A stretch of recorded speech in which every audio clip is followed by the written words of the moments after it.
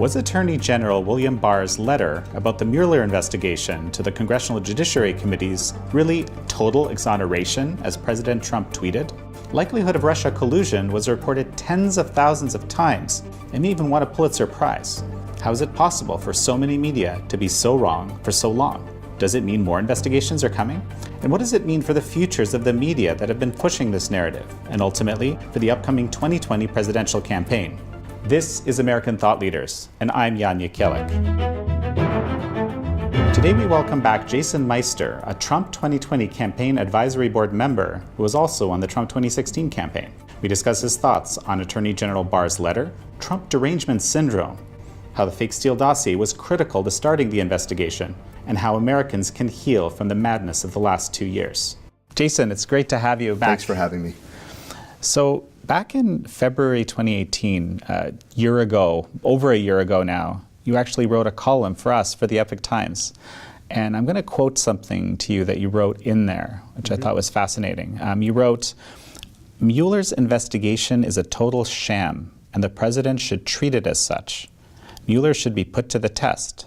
Let him indict whoever he has evidence to indict, and then pack his bags." I mean, it seems like things have actually played out as you were suggesting then. And what I want to know is, what made you so sure of your outcome at the time? Well, it's a good question. I think that if you're paying attention, if you're consuming news from reliable sources, like the Epoch Times, you guys have been on top of this story since day one. And I think that it was just my acute sense of the news and staying on top of what was actually occurring. This was the greatest political scandal in American history. It makes Watergate look like a nothing situation. And it's the story of our time. The fact that President Trump was able to successfully win the election with this conspiracy theory sort of pointed at him is just one of the most amazing political feats in American history. So what a story that we get to talk about today and finally have behind us. So it was a very bold thing to say, I think, that, especially given what we saw in a lot of media back then, and a lot of suggestions that Mueller is going to come in, he's going to indict President Trump's family, he's going to indict the president himself. It's just moments away. The evidence is coming. The evidence is coming. But you went out on a limb and you said, let this play out. Let this play out. Let's see what actually comes of it. Right. And I think there weren't a lot of people saying that. Right? No, there definitely wasn't. But you could tell. That believed he was innocent. Can you expand on that a little bit? How is it that you had the courage to be so unequivocal in this? Yeah, look, this was a result of not accepting the results of an election, of a duly elected president, okay? There was no collusion. The American people voted for a president, and he won. He didn't go to Russia. He went to the states that he needed to win the Electoral College. And Hillary Clinton didn't do that. She was inefficient in her policies. There was criminal behavior behind her. And so I think that really this was the result of not accepting the results of an election, and that's why this all unfolded. So let me read a quote here. This is actually a tweet from the president. He wrote, "No collusion, no obstruction, complete and total exoneration, keep America great." And is what we're seeing truly total exoneration? I'm seeing, a lot of folks not agreeing with that statement out there. Right. They don't want to lay in the beds that they made for themselves. This is a complete exoneration of the president and his campaign. This was a conspiracy theory that was pushed for 2 years. You had 2,800 subpoenas. You had 500 witnesses. You had 500 search warrants. You had 280 some odd communications that were looked at. You had 13 foreign government intel investigations. This was a complete exoneration. It couldn't get more of an exoneration for the president. This is a great day for the president, but now it's time to look at how this all unfolded. What actually occurred? How did this investigation get open to begin with? That's what the American people need to really heal and move on from this. So, President Trump has been saying all along, no collusion. We've seen it a few times, right? I guess my question is, what else do you think that he's been right on that the media don't seem to understand? The media don't understand a lot. They've been pushing fake news. And let's say the legacy media, because there's certainly some media out there. There's some, but it's very limited. Yeah. Look at the Covington boys story. Look at the Jussie Smollett story. Look at the Russian collusion hoax story. I mean, if you just look over the last 6 months, every story, one after the next, was fake, pushed. It was a narrative that the liberal mainstream media wanted to push and brainwash Americans to think one thing when the reality was the complete opposite. And so they've taken a huge blow. I mean, this president is a pragmatist. He's a problem solver. It's not about any longer the Democrats or the Republicans. It's about solving America's problems and making this country great again. And I think that what the media doesn't understand is that this president is not an ideologue, and he's not going to fit into a little box or into their narrative.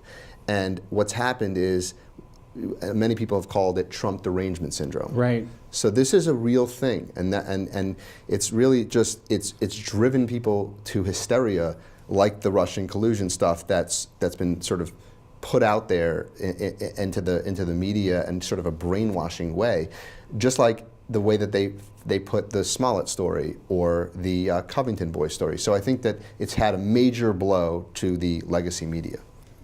So I guess this is kind of an opportunity for the legacy media to do some soul searching. What do you think about that? Yeah, I think it's time. I don't know if it will actually happen, but I think that we are at a moment in history, in American history, for some self-reflection and for some honest reporters and networks to think really long and hard about what has unfolded over the last 2 years.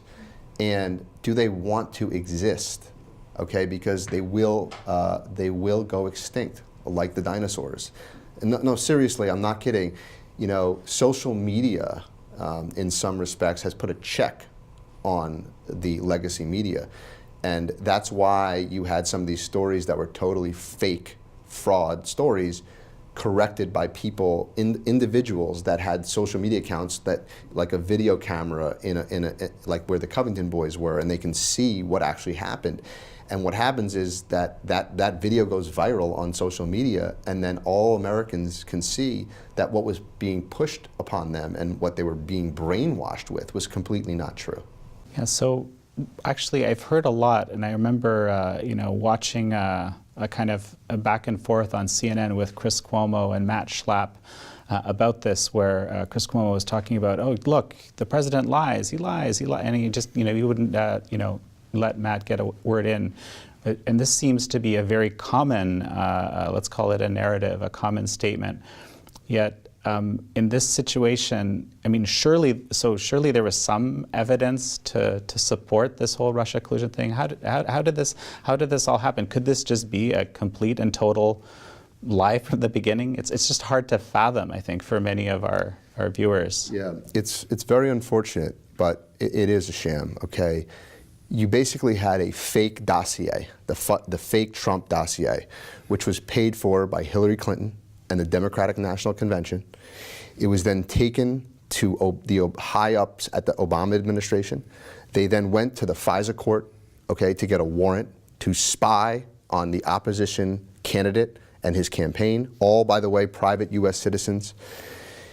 And that abuse of the FISA courts and that abuse of our system is what you're seeing play out in this Mueller investigation. Not one indictment of any single individual after 2 years of investigating. Not one indictment.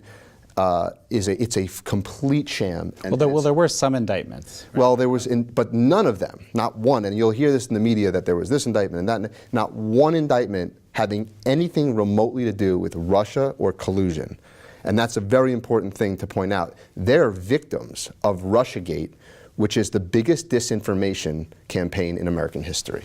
So what do you make of this? Just jump to me. What do you make of Attorney General Barr basically be given the license from Mueller to decide based on the evidence, hey, was there obstruction or not? What do you make of Mueller deciding to walk away from answering that question?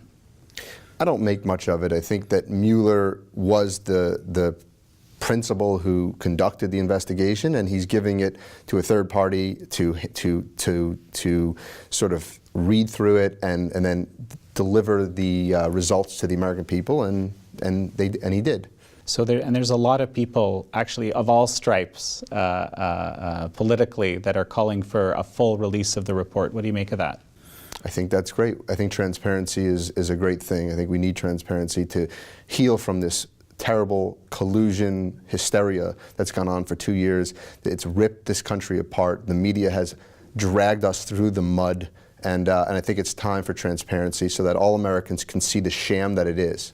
So you're kind of advocating for more investigation, just a shift of the focus? Is that what I think it's time for the real investigation. The investigation into Hillary Clinton, into the DNC, into the fake dossier, into the Steele dossier that created this entire mess, into Comey, into all the perpetrators of this Russian collusion hoax. I think it's very important. We live in a country where there's the rule of law, and people that break the law need to be punished for those laws that were broken. I think that we need to, as a country, heal and figure out how we got into the mess that we're in. You can't just have a sham for 2 years, 2,800 subpoenas, 500 witnesses, 500 search warrants, and not have any rational reason for that, and not have any understanding of where that came from and why we're here today. So Senator Lindsey Graham, the head of the Senate Judiciary Committee, he seems to agree with your idea that there should be an investigation in this area, and he's actually inviting Barr to testify. I also heard that Congressman Nadler is also inviting the Attorney General Barr to testify. Mm-hmm. What are your thoughts? I think that they should come and testify. We should hear what they have to say under oath. I think that, again, in order for this country to heal after 2 years of being ripped apart, and I actually do feel bad for people that believed in this nonsense. You know, people go about their lives every day. They go to work. They take care of their families. They're not in the weeds on this stuff. And you put on CNN, you put on MSNBC, and it's 24 hours a day, complete nonsense stories.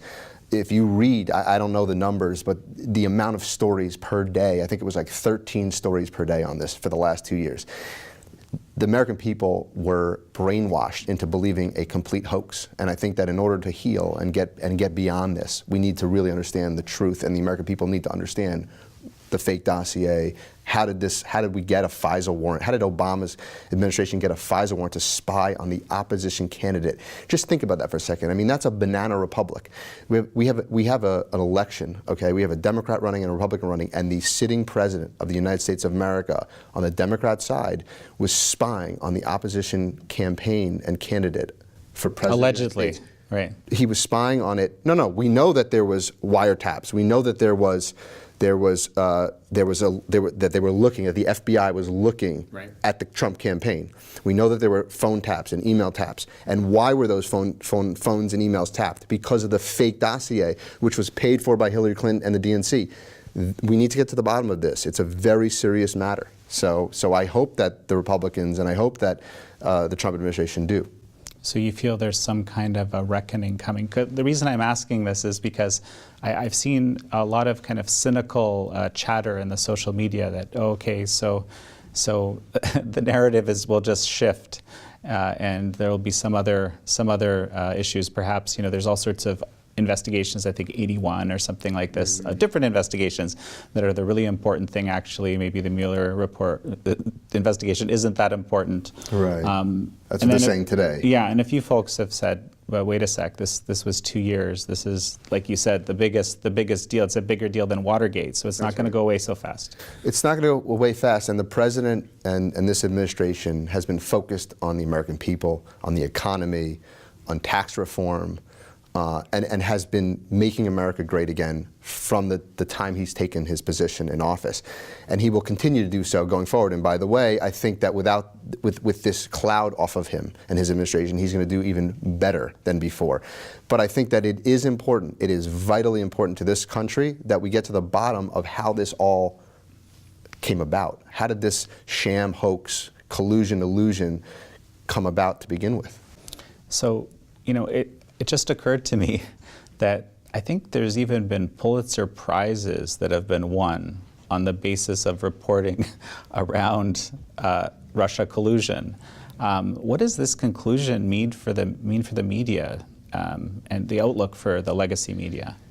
I think that this past weekend with the Mueller report totally exonerating the president after 2 years of a fake hoax, it puts the media in a terrible place. I think that they've lost tremendous credibility.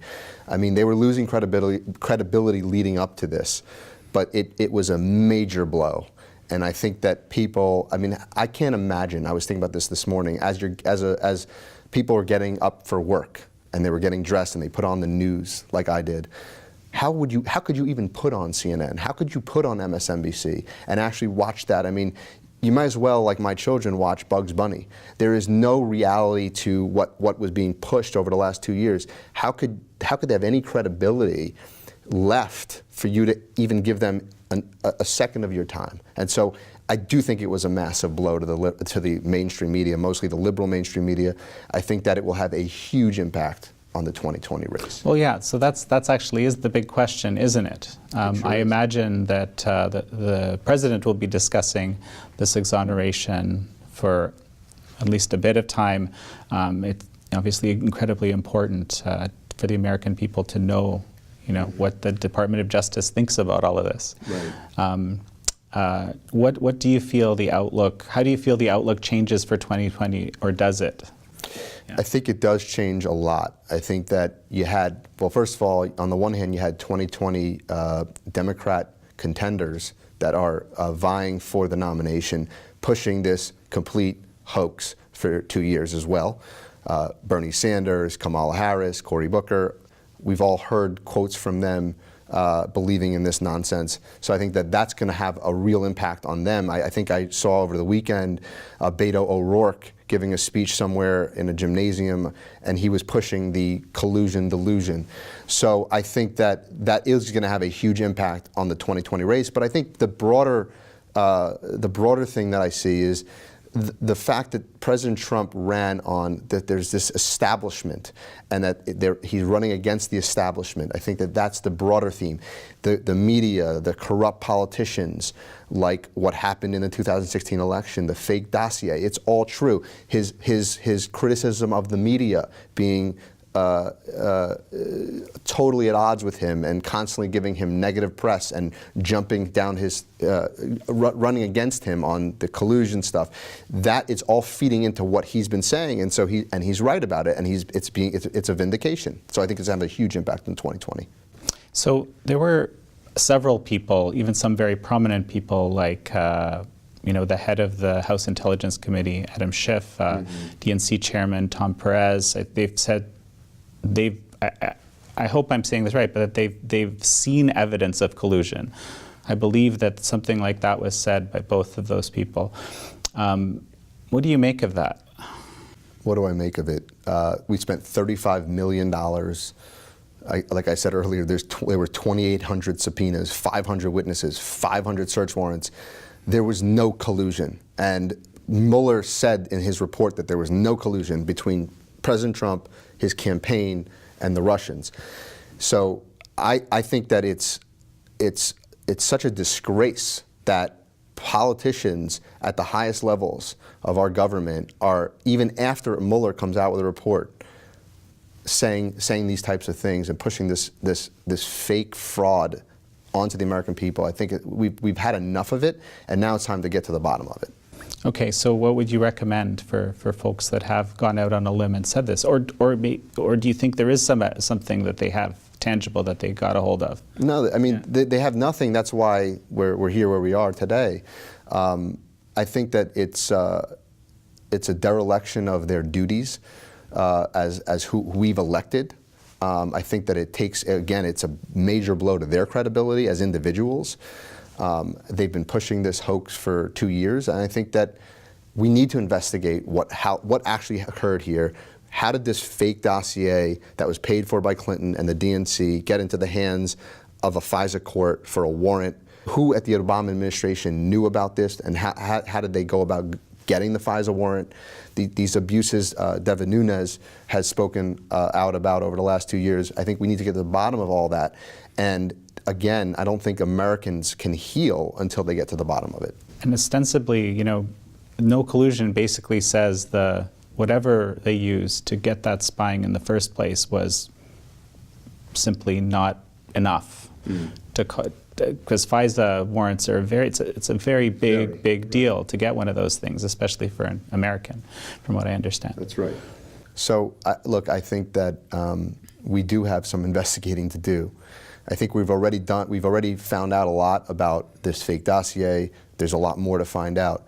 But I think that, again, we live in a country that has a rule of law, and we need to stand by the rule of law. And people that break the laws in our country have to be punished for doing so. Jason, thank you very much. Thanks for having me.